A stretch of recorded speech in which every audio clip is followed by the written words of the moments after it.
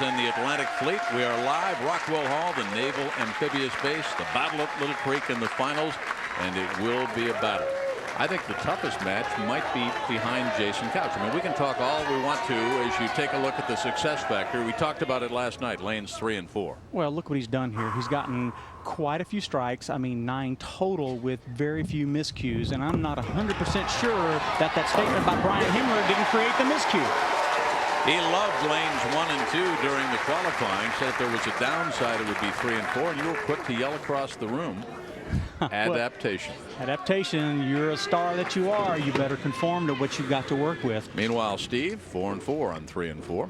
Well, Steve actually hit the pocket quite a bit in that game, and he got tapped a couple of times. And so I predict there'll be a good match this game. There'll be some 2 decent scores here. I don't know who will win.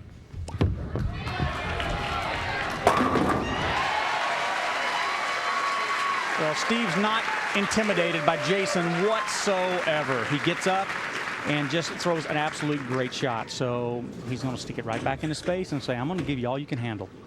With his last victory in '96 at Grand Prairie, Texas, what's really on the line for him today were he to win? Mentally, to get him back in the game, earn the respect of the players, too, that, you know, he's still a force to be dealt with out here. I think we all go through that.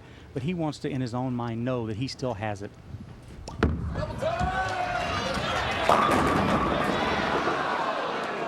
And it's going to take some breaks to achieve that. Look at all the pins that piled up over there on the 7-pin, but yet did not touch it. And a lot of times the players just kind of look at that and say, wow, what a bad break. So he can't let that bother him. Pick his ball up, focus on the spare, pick it up, and go into the next frame.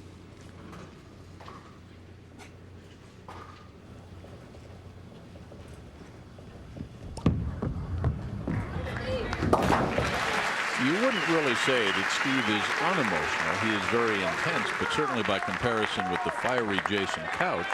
And will that lack of emotion or lack of apparent emotion help or hurt Steve up against this guy?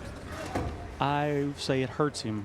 I don't think he lifts himself up to an elevation that will cause him to throw great shots on just a shot after shot basis. Jason does. This is a sprint, mind you, and Jason's going to be totally focused on every shot.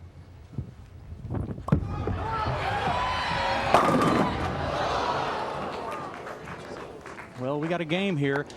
Jason, and this might be what I've been talking about earlier, threw it just a little bit too firm. Ball comes in a little bit late behind the head pin, catches it just a little bit light, and sends the 4-pin into the trench, not touching the 7.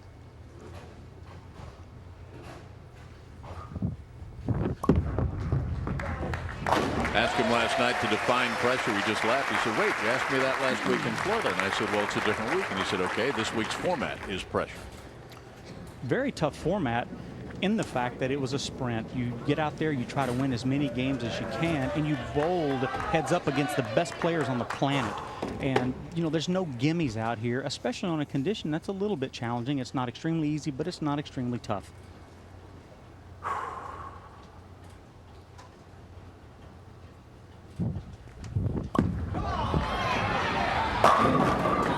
Here it comes, just a little short.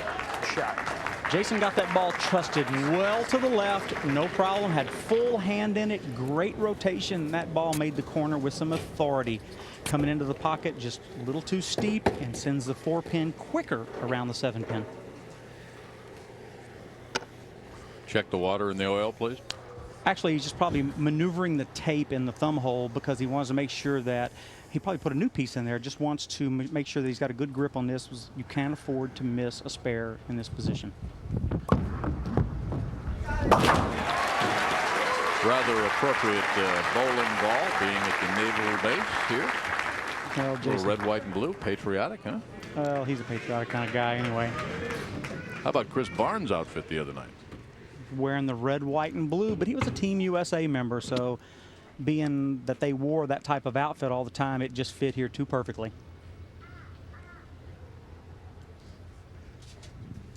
Wilson up by 11. Come on, Steve. Well, the official PBA practice centers support the PBA and are the place to go to enjoy the sport of bowling. There are several hundred participating centers throughout the country. If you'd like a complete list, why log on to PBA.com.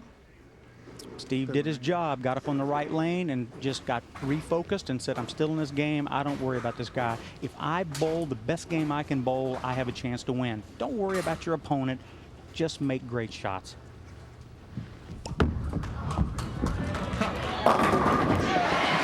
Asked Steve last night what it would be like if he were to win. He said simply with a little smile crossing his face, unbelievable, because it's been a struggle. Jason, last 2 shots, both have been 9s. He left 7-pin. Notice both shots got extremely close to the gutter and then charged back to the pocket really hard. One was just a little bit more to the left. This one right here was just a little bit more to the right in the pocket. We talked last week about the depth of the pocket. That wherever that ball enters is what it could leave. And one was a soft 7, one was a hard 7. And that was a hard 10 in the pit for the big Jason Couch. See him check his feet, though. Wanted to make sure, because earlier we saw Tony Reyes fouling. Well, you know, sometimes that plays against the psyche of the player. He just remembers that, and he looks down just to make sure that he's not close. No miscues allowed in this match right here, so I think he's covering all his bases.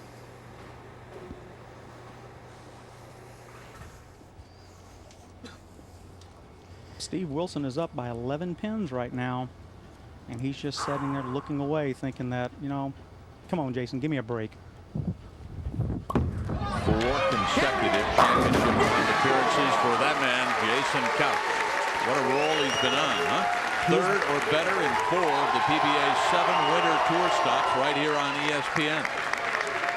He's become one of the premier players out here, and you notice he's playing to the crowd. I mean, he uses that as an emotional elevation to keep him up, because he knows now he's starting to get somewhat of an upper hand, or he wants that, and he's not going to let Steve Wilson get any slack at all. All week long, Steve Wilson through the qualifying has been ahead of his opponents early on, and from there things have gone pretty well. Well, that shot right there by Steve Wilson, whoo, that was extremely close to the gutter. He showed no fear in that shot right there as he trusted it all the way to the first board, had enough rotation on it, and the ball just comes roaring back into the perfect spot of the pocket.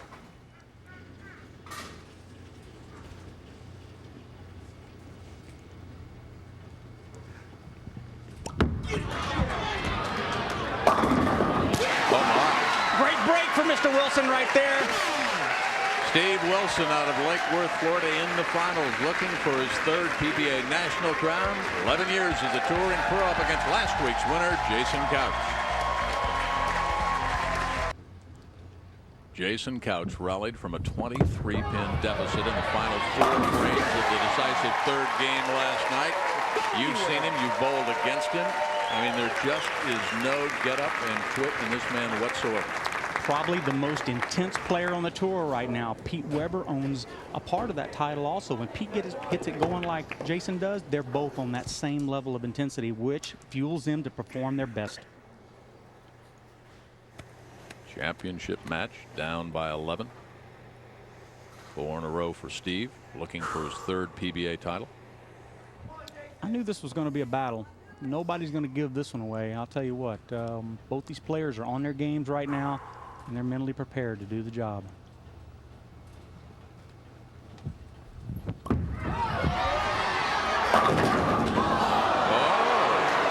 Out of trouble. That could have been disastrous for our man, Jason Couch.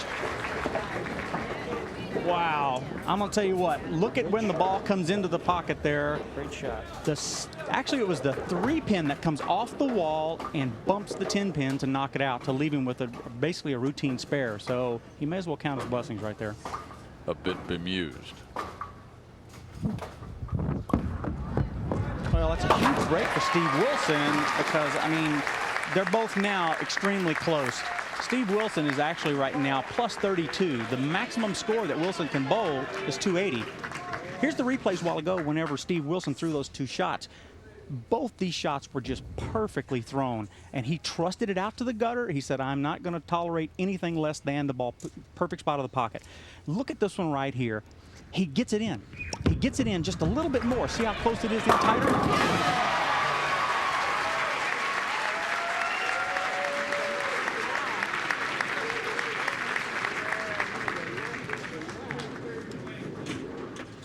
Here's another look at the shot before. Notice the ball is in about 2 boards, maybe 2.5 boards from the one on the right lane, but the end result is a lot different. Watch how high the ball goes up into the pocket. Notice that it's almost on the head pin. The ball goes to the sideboard. The pin goes to the sideboard and comes back and chops the 4-pin off right there.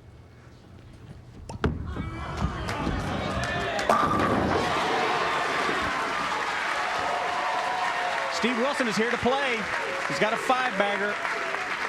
Steve Wilson's in that zone, that proverbial zone you guys talk about. I stand corrected. Steve Wilson has a 6-bagger right now. The best he can bowl is 280. Jason, the best he can have is 248. A lot of game left.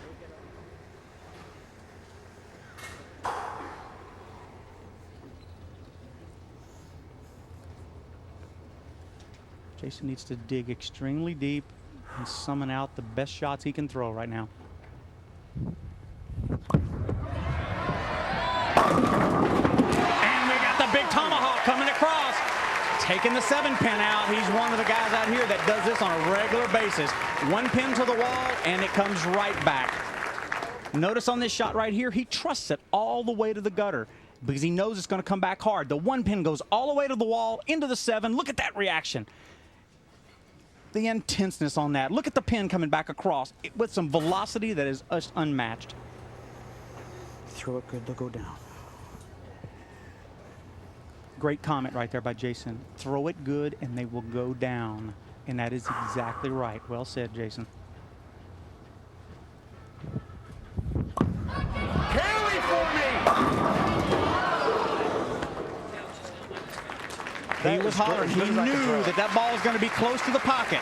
And great player that he is, he's going to throw shots in the pocket. It's just a matter of whether the ball enters in the right spot of the pocket and gets the pins to go down. The shot here was trusted, maybe a board in from the last shot on that lane. It's a little bit too high in the pocket. Notice that the 3-pin goes around the 6 and takes the 10. Well, he's disgusted on this shot, too, because he knows that it's slipping away. Well, we also talked about his record over the 7 winter events on ESPN and his winter schedule, and the way he has been so consistent in playing in the finals. And at some point, as you know as an athlete, you dig down and the tank is empty. It is a mental grind to go through what he's gone through here in the last few weeks. 280, his max score for Steve Wilson. Worried to strike out. 6 in a row so far. The big door can be closed right here with the strike. One time. He wants it.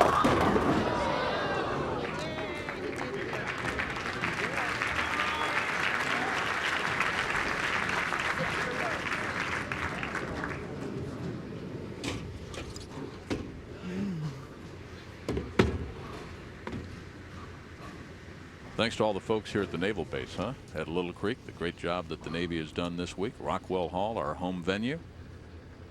They housed us this week and took very good care of us. It's been an excellent week. That shows the human side of Steve Wilson right there. As locked in as he is, the pressure just sometimes becomes insurmountable. So he knows that he has good control of this match, and I'll tell you what, he would have wanted that one to go down. The best he can bowl is 257. And actually, all he needs is 6 pins on the first ball here to win. So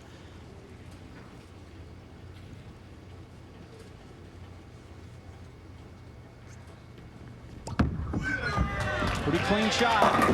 And we have a winner, Mr. Steve Wilson. Great performance this week.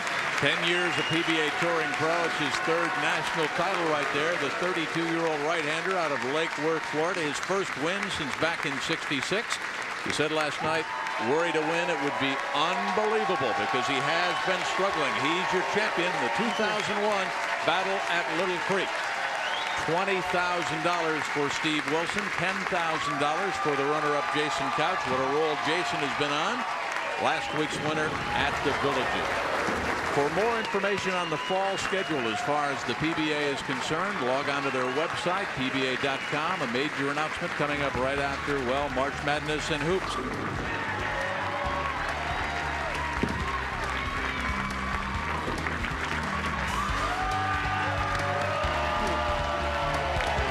This has been a presentation of ESPN.